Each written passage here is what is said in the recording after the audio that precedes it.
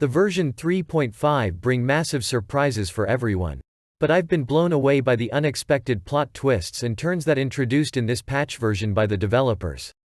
One such revelation was the addition of Dehya, a highly anticipated character, to the standard banner. Being added to standard banner can be a good or bad things depend on each perspective. But this is the peak of whatever hate Hoyo have toward Dehya as a character, from giving her below average kit, then keep nerfing her in beta, until the very moment they just bury her among other standard rosters. For those who have been following her development since beta, Dehya has been the subject of much heated discussion. Many players have been eagerly anticipating her release, but were disappointed with her constant nerfs during beta testing. However, with her sudden appearance on the standard banner, players are now questioning if Dehya will be a valuable addition to their teams. While the controversy surrounding the release of Dehya continues, it's important to remember that every character in the game has its own unique strengths and weaknesses. As players continue to explore version 3.5, it will be interesting to see how Dehya fares and if her skills are indeed underwhelming or if players simply need to learn how to use her effectively. Now let's delve deeper into Dehya's skill set and see what she has to offer. Dehya is the Sumeru's ferocious bodyguard and is well known as the Flame Main. To reflect this into her kit, the dev decide to make her do two things: tanking and dealing damage. Her tanking ability is applied through her elemental skill, while the damage-dealing part is in her elemental burst. Dehya is the first character in the game to have a tanking ability made into her main kit. A tanker is a character that is specialized in taking and surviving damage.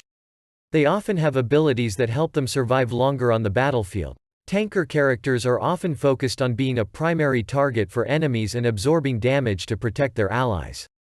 Dehya's elemental skill creates a circular field named Fiery Sanctum.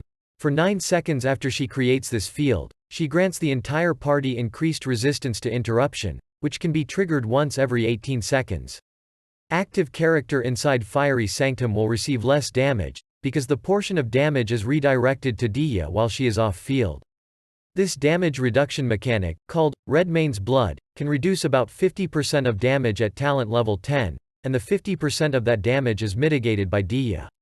She then receives less damage from her passive, which allows her to take 60% less damage from Redmane's Blood for 6 seconds after she retrieves the Fiery Sanctum field.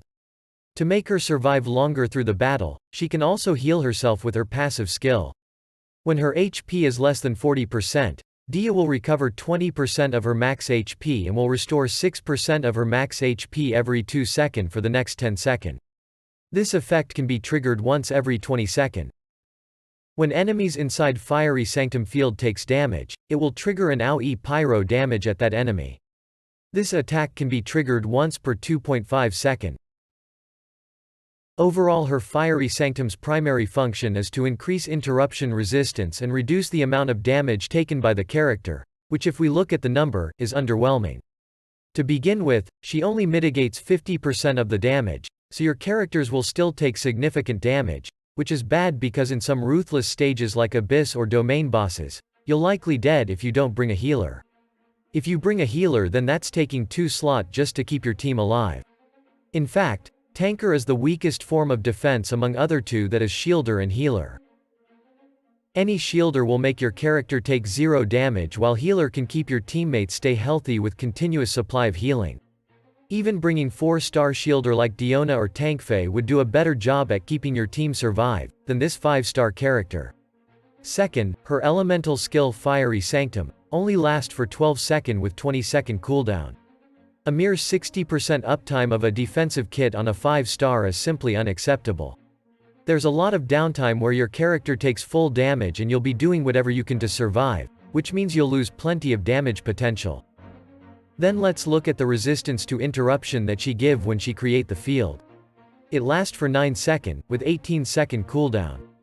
I don't understand why this part need to have absurdly unnecessary long cooldown. Shielder character, like Zhongli, give everyone the same or better resistance to interruptions through his shield, and that's at 100% uptime. And that's on top of his shield protection, where it gives anyone 0 damage taken. miHoYo is really scared to give her a meaningful uptime in her entire kit. This is ridiculous. Her defensive kit is actually much better at keeping herself alive through her self-healing passive. This passive will make her gain about 50% of HP, with 20-second cooldown after the initial healing. Which is also weird because if this particular passive works well, she will be the only surviving member of her team at the end of the battle.